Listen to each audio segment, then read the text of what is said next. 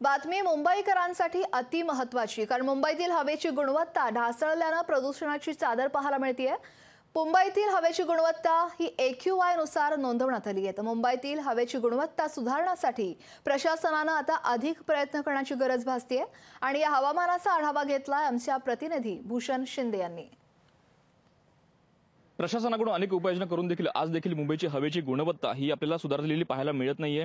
आज देखील मुंबईची हवेची गुणवत्ता ही AQI रेटनुसार बोरिवली पूर्व 114, सांताक्रूज 114 आणि कुलाबा 175 अशापर्यंत संपूर्ण हवेची गुणवत्ता आहे, जी फारशी चांगली नसल्याचं अनेक तज्ञांचं म्हणणं आणि एकंदर संपूर्ण ही हवेची गुणवत्ता सुधारण्यासाठी प्रशासनाकडून अनेक प्रयत्न केले गेले, मात्र त्यांना कुठेतरी अपयश मिळालेलं आपल्याला सध्या पाहायला मिळत आहे।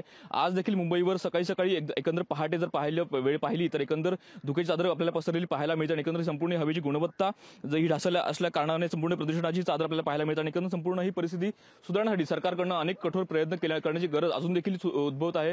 सरकारच्या सध्याच्या प्रयत्नांना कुठेतरी यश मिळत नाही, त्यामुळे अधिक कठोर आणि अधिक चांगले प्रयत्न सरकारने करण्याची अपेक्षा सध्या नागरिक व्यक्त करत आहेत। कॅमेरामॅन निकेशसह भूषण शिंदे, लोकशाही मराठी, मुंबई। लोकशाही मराठी, ऐका, पहा, जागरूक रहा।